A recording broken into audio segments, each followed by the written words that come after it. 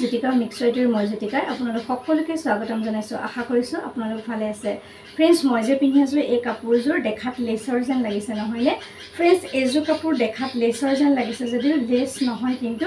less নিকিনাকৈ এক বিকল্প এটা পদ্ধতিৰে মই কেনেকৈ কাপোৰযোৰ কৰিলো তাৰে এটি ভিডিও লৈ আহিছো আসলতে ফ্ৰেন্ডছ পাঁচটকীয়া টুকুৰ ৰবৰেৰে মই এটা ব্লগ বনাইছো আৰু সেই ব্লগৰ পৰাই এই লেছৰ দৰে ডিজাইন দিছো আৰু কেনেকৈ দিছো আহক ফ্ৰেন্ডছ ভিডিওটোৰ মাজলৈ যাওঁ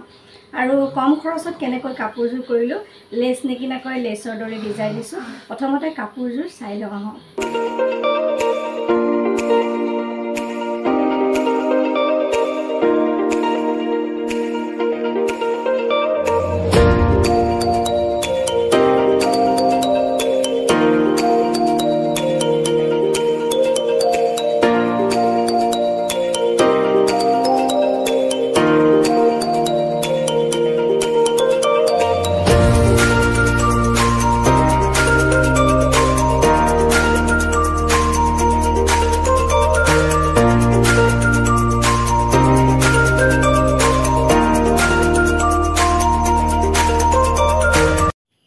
ফ্ৰেন্ডছ আপোনালোকক কৈছো যে মই লেছ মানে নিকিনাকৈ কেনেকৈ ৰবৰৰ ব্লক বনাই পেলাই লেছৰ দৰে ডিজাইন এটা কৰিবলৈ ট্ৰাই কৰিছো আৰু আপোনালোকৰ মাজলৈ শেয়াৰ কৰিছো আজি কেনেকৈ মই লেছ নিকিনাকৈ মানে ৰবৰৰ ব্লক বনাই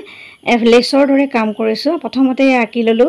এখন কটন কাপোৰতে প্ৰথম কাম কৰিছো পিছত আপোনালোকক হ্যান্ডমেড মিক্স পাটত কৰি দেখাম এতিয়া কটন কাপোৰ লৈছো এয়া চাক ৰবৰৰ ব্লকটো ধুনিয়াকৈ বনাই ললো আগতে যেহেতু ৰবৰ এটুকুৰা 5 টকাৰ কিনি পেলাই আপোনাক বনোৱা দেখুৱাইছো এনেকৈ সৰু পাত এটা আৰু এনেকৈ ফুল এপাহ বনাই ললো আৰু কাটাটো আপোনালোকে গম পাইছে আঁকি পেলাই কাটি দিলে হল তাৰ পিছতে ৰং লৈছো ৰঙা ৰং এক্ৰিলিকৰ কালাৰে লৈছো আৰু ইয়াতে অকনমান হোৱাইটো দি লম পিছলৈ প্ৰথমতে মই ট্ৰাই কৰি চাইছো ফুলপাহ বহে নে নবহে প্ৰথমতে কাপোৰ এখনত এয়া ফুলপাহ বহাই চাইছিলো আৰু ব্লকটো ধুনিয়াকৈ বহিছে এয়া চাকচোন ফুলপাহ ধুনিয়াকৈ হৈছে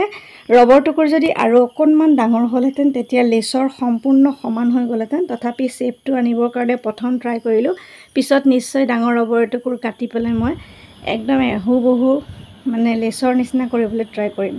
এয়া চাকচোন ফ্ৰেন্ডছ এনেকে ৰবৰৰ ব্লক বনাই কেবাটাও কালাৰ দি কৰিলো আৰু হাতত ৰং লাগিছে অকমান যেহেতু হাতেৰে কৰি আছো আৰু এনেকৈ পাতবোৰ দি গৈছো পাতৰ শেপটো কাটি লৈছিলো ব্ৰাছ ইউজ পিছত নকৰা নহয় অকনমান কৰিছো বাৰু যদি যত লগা নাই তাত ব্ৰাছ ইউজ কৰিছো আৰু এনেকৈ ব্লকৰ মানে ৰবৰৰ ব্লক বনাই ইজি প্ৰসেছত লেছ নিকিনাকৈ আমি যে সাধাৰণ মেখেলা কম সময়তে উলিয়াব পাৰো তাৰ এটি ভিডিও লৈ আছলতে আপোনালোকৰ ওচৰলৈ আহিছো আপোনালোকে মৰম দিব আৰু কেনে লাগিছে ক'বলৈ নাপাহৰিব চাওক ফ্ৰেন্ডছ একেবাৰে সহজ কম সময়তে হোৱা এটা পদ্ধতি আৰু কম খৰচত হোৱা এটা পদ্ধতি এয়া প্ৰথমতে এয়া সাধাৰণ মেখেলাযোৰ আকৌ লৈ ললো ইয়াতে অকনমান পেন্সিল দি আঁকি তাৰ পিছতে ব্ৰাউন কালাৰ দি পেলাই যত ঠাৰিসমূহ দিম বুলি ভাবিছো তাত এনেকে ব্ৰাউন কালাৰবোৰ দি দিছো এডাল ব্ৰাছৰ সহায়ত এতিয়া ফ্ৰেন্ডছ ৰং লৈছো এয়া বগা আৰু ৰঙা ৰং আৰু এক্ৰিলিকৰ কালাৰে লৈছো কৈছোৱে আৰু ব্লকটো কটা বৰ বেছিকৈ দেখুৱাই থকা নাই আগতে যেহেতু দেখুৱাইছো ৰবৰডালত খালি চিন বহাই কাটি দিলেই হ'ল আলু কটাৰ নিচিনাকৈ কাটিলেই হ'ল এনেকৈ ব্লকটো ধুনিয়াকৈ বহাই গলো আৰু দুটা কালাৰ দিয়াৰ কাৰণে ধুনিয়াকৈ লেছৰ নিচিনা লাগিছে বিভিন্ন ধৰণে কাম কৰিব পাৰি মই প্ৰথম ট্ৰাই কৰিলো আৰু আপোনালোকৰ ওচৰলৈ লৈ আহিছো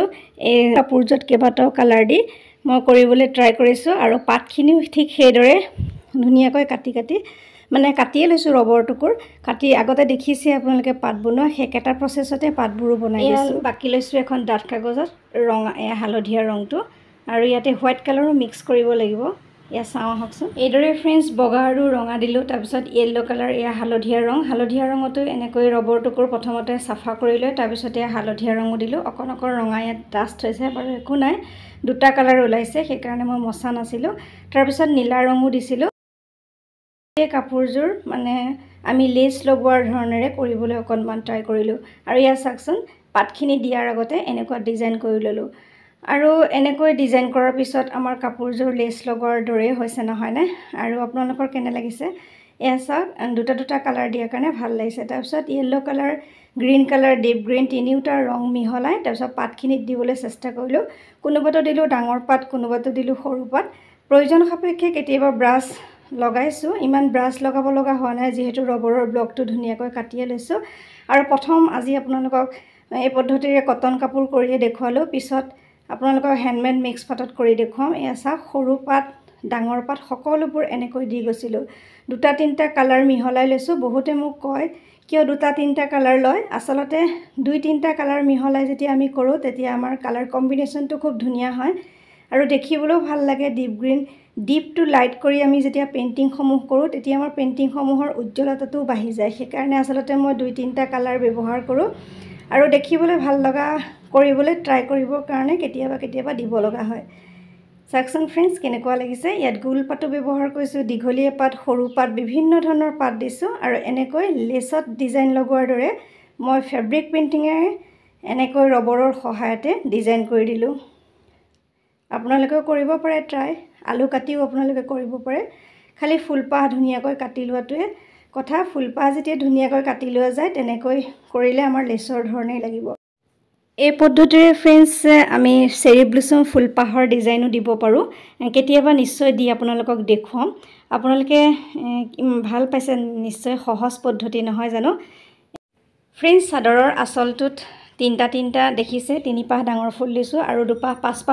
পাঁচপাহ দিছোঁ আৰু মাজত সৰু ডিজাইন এটা দিছোঁ এনেকৈ সৰু ডিজাইন এটা দিয়াৰ পিছত দেখিবলৈ ভাল লাগিছে গোটেই কাপোৰযোৰ আপোনালোকক দেখুৱাইছে আৰু ফাইনেল লুকটো আপোনালোকে দেখিলে তথাপিও আকৌ কেনেকৈ কৰিলোঁ দেখুৱালোঁ ইয়াতে সৰু এনেকুৱা ক'লা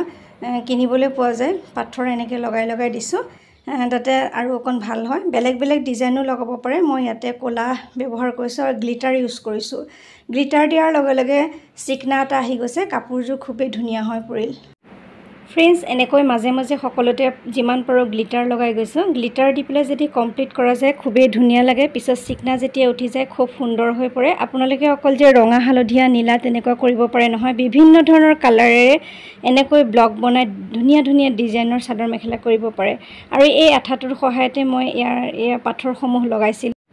যেনেকুৱা ধৰণৰ পাথৰ বা মণি বা যিকোনো আপোনালোকে মাইকাও ইউজ কৰিব পাৰে সকলো ধৰণৰ লগাব পাৰে মই এনেকৈ এয়া দিছিলোঁ মাজত অলপমান পাতলকৈ ডিজাইন দিছিলোঁ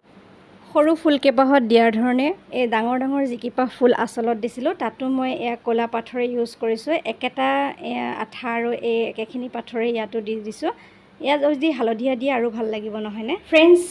লেচ নহ'লেও লেচৰ দৰে লগা কাপোৰযোৰ ফাইনেল লুকটো আপোনালোকক দেখুৱালোঁ ইমান সময় মোৰ ভিডিঅ'টো চাই থকাৰ বাবে পুনৰ এবাৰ আপোনালোকক ধন্যবাদ জনাইছোঁ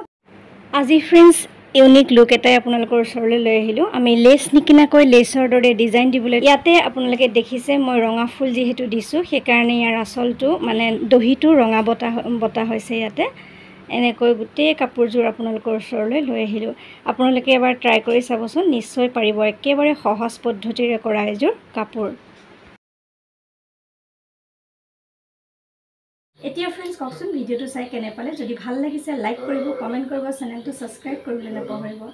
আজিলৈ আহিছোঁ পুনৰ নতুন কাম লৈ আকৌ অহাৰ প্ৰতিশ্ৰুতিৰে মই জ্যোতিকা সকলোৰে পৰা বিদায় লৈছোঁ নমস্কাৰ সকলো সুস্থ থাকক ভালে থাকক তাৰেই কামনা